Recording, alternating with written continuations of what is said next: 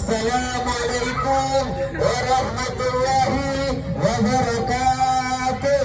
Waalaikumsalam warahmatullahi wabarakatuh. Aduh, kayaknya ini belum semangat ya. Saya ada pantun dulu ya. Oh, boleh? Bubur sumsum ikan pari. Cakep. Assalamualaikum calon-calon istri.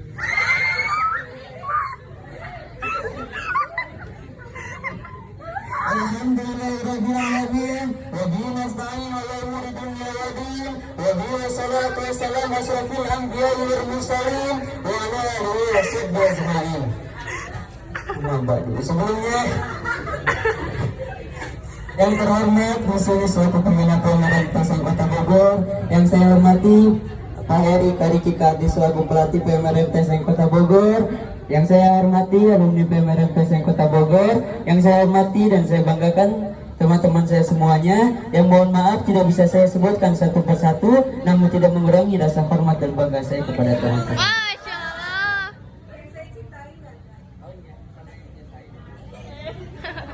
Puji syukur kita panjatkan kehadirat Allah Subhanahu wa taala yang dimana telah memberi kita rahmat dan anugerah, yaitu kita masih bisa berkumpul di acara yang mulia ini, yaitu acara berbagi-bagi tajil di bulan suci Ramadan. Salawat dan salam kita kirimkan kepada Nabi junjung kita baginda Rasulullah Muhammad sallallahu alaihi wasallam. Nabi yang telah membawa kita dari zaman kegelapan menuju zaman terang benderang seperti saat ini. Teman-temanku yang dirahmati Allah, pada hari ini izinkan saya menyampaikan sebuah materi, yaitu tentang 3 orang yang terhalang kebaikan di bulan Ramadan. Teman-temanku yang dirahmati Allah, bulan Ramadan adalah bulan yang sangat mulia. Bulan Ramadan adalah bulan yang sangat dimuliakan oleh Allah Subhanahu wa taala. Banyak orang yang berlomba-lomba untuk menunaikan kebaikan di bulan suci Ramadan. Banyak orang-orang yang beribadah untuk berlomba-lomba di bulan suci Ramadan. Karena dia tahu bulan suci Ramadan adalah bulan yang sangat mulia. Bulan suci Ramadan adalah bulan yang penuh ampunan. Begitupun sebaliknya, kita berlomba-lomba untuk menunaikan kebaikan di bulan suci Ramadan, Allah akan memperlipat-lipat gandakan pahala yang kita perbuat. Begitupun adalah orang yang tidak akan mendapatkan semua itu. Lalu siapa mereka? Yaitu mereka orang-orang yang merugi. Yaitu yang pertama, orang yang menemui bulan Ramadan namun tidak mendapatkan maghfirah atau ampunan sebab ia lalai dengan melakukan kemaksiatan dan tidak bertaubat hingga Ramadan berlalu. Teman-temanku yang dirahmati Allah, poin pertama ini yaitu orang yang selalu melakukan dosa. Orang yang melakukan dosa namun dia tidak mau bertaubat kepada Allah Subhanahu wa taala. Bukannya dia menemui bulan Ramadan, namun dia bukannya bertaubat kepada Allah Subhanahu wa taala, malah dia melakukan kemaksiatan. Bukannya dia memperbanyak ibadah, malah dia memperbanyak dosa. Sampai hingga Ramadan itu berlalu, mereka adalah orang-orang yang tidak akan pernah mendapatkan kebaikan di bulan suci Ramadan. Maka dari itu, marilah kita bersama-sama untuk selalu beribadah kepada Allah Subhanahu wa taala. Jangan pernah kita melalaikan kewajiban-kewajiban yang harus kita lakukan. Karena apa? Karena kata guru ngaji saya, Allah lebih suka orang yang selalu bermaksiat tapi selalu bertaubat daripada orang yang solih namun dia tidak pernah merasa dirinya salah. Maka dari itu, janganlah pernah kita tidak merasa diri kita jangan pernah merasa diri kita tidak memiliki dosa. Maka dari itu teruslah kita bertobat kepada Allah Subhanahu wa taala. Jangan sampai auzubillahi min dzalik, kita semoga tidak termasuk orang seperti ini. Adapun yang kedua, orang yang ketika nama Nabi Muhammad SAW disebut, ia tidak bersalah kepadanya. Teman-temanku semuanya, poin yang kedua ini yaitu kita dianjurkan atau disunahkan untuk bersalawat kepada nama Nabi ketika nama beliau disebut. Contohnya, nama baginda Rasulullah Muhammad SAW disebut, kita disunahkan untuk bersalawat Allahumma sholli ala sayyidina Muhammad wa ala ali sayyidina Muhammad. Jika kita selalu merutinkan atau membiasakan kebiasaan yang positif, insya Allah kita tidak akan pernah masuk ke 3 orang golongan yang tidak akan mendapatkan kebaikan di bulan suci Ramadan. Adapun yang ketiga orang yang masih menemui kedua atau salah satu orang tuanya, namun ia menyia-nyiakan dengan tidak berbakti dan melalaikan hak-haknya. Teman-temanku yang dirahmati Allah, poin yang ketiga ini kita harus banyak-banyak bersyukur kepada Allah Subhanahu wa taala. Karena kita masih bisa menatap kedua orang tua kita masih bisa melihat kedua orang tua kita, bahkan kita masih bisa berkomunikasi dengan orang tua kita. Banyak saudara-saudara kita yang baru lahir tidak bisa melihat kedua orang tua kita.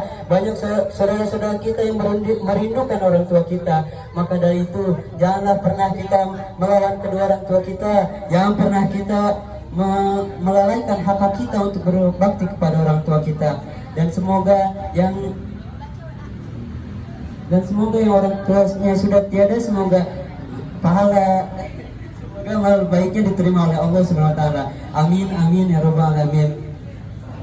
Maka dari itu, yang kita masih memiliki kedua orang tua kita, janganlah pernah kita melalaikan kewajiban untuk berbakti kepada orang tua kita, terutama ibu kita yang sudah melahirkan kita, ibu kita yang sudah membawa kita selama 9 bulan, ibu kita yang sudah meneteskan air matanya demi mendoakan kita. Janganlah pernah kita menyakiti hatinya. Bahkan kata guru ngaji saya, kita tidak boleh meninggikan nada pembicaraan kita lebih tinggi dari nada orang tua kita. Bahkan di Al-Quran tidak boleh menyebut kepada orang tua kita. Karena apa? Karena perkataan menyebut kepada orang tua kita sudah termasuk mengelak kepada orang tua kita.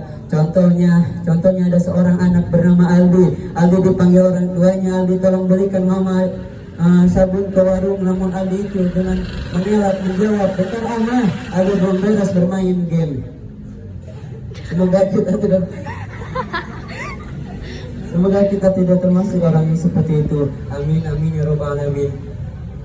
Dan ada kisah seorang anak yang menggendong orang tuanya dari rumahnya ke tanah suci, melewati padang mesir yang begitu panas, melewati matahari terik. Di saat beliau sudah sampai di tanah suci, beliau bertanya, apakah saya sudah cukup membalas semua kebaikan kedua orang tua kita? Apakah saya sudah cukup membalas semua hutang budi orang tua kita? Lalu dijawab, belum. Orang yang menggendong orang tuanya ke tanah suci, dia belum bisa membalas semua kebaikan orang tua kita. Lantas apa kita yang selalu melawan kedua orang tua kita yang selalu membantah perintah-perintah orang tua kita? Semoga kita tidak termasuk orang-orang seperti ini.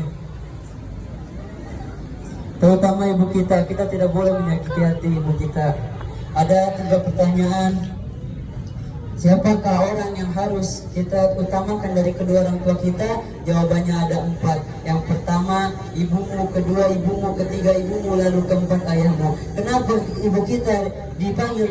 Kenapa ibu kita 3 kali disebut? Karena ibu kita yang telah melahirkan kita, ibu kita yang sudah mempertaruhkan nyawanya demi kita. Lalu kenapa yang keempat ayah kita? Karena ketika kita lahir, ayah kita yang mengajarkan kita, ayah kita yang banting tulang mencari nafkah demi kita.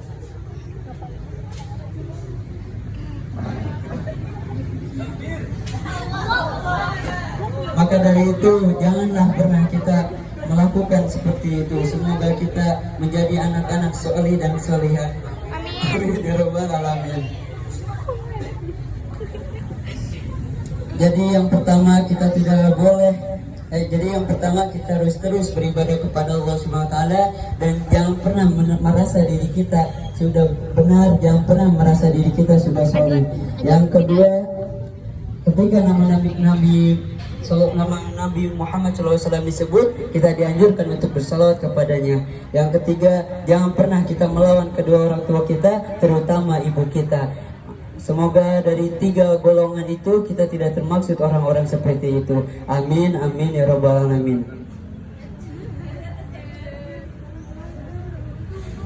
Segitu saja dari saya. Mohon maaf jika ada kekurangan, mohon maaf jika ada kesalahan kata atau kesalahan materi. Mohon maaf. Wabillahi taufik wa hidayah. Assalamualaikum warahmatullahi wabarakatuh. Waalaikumsalam warahmatullahi wabarakatuh. Rahman ya Rahman, Sa'idni ya Rahman.